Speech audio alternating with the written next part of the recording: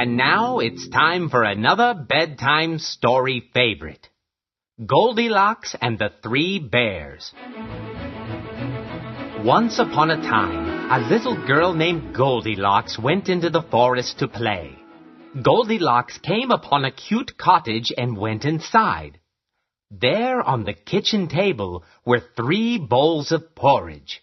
Goldilocks was hungry, so she took a bite from the large bowl of porridge, but it was too hot. Then she tried the middle-sized bowl, but it was too cold. Then she tried the smallest bowl, and it was just right, so she ate it all up. Goldilocks was tired, so she went to the bedroom where she found 3 beds. Goldilocks tried the large bed, but it was too hard. Then she tried the middle-sized bed, but it was too soft.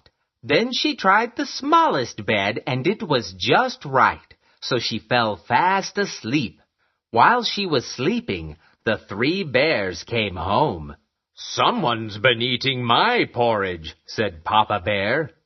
"Someone's been eating my porridge," said Mama Bear.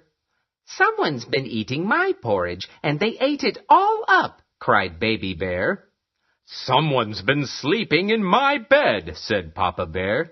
"Someone's been sleeping in my bed," said Mama Bear. "Someone's been sleeping in my bed, and here she is," said Baby Bear.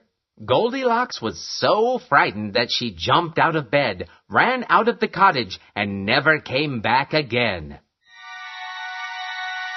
The end.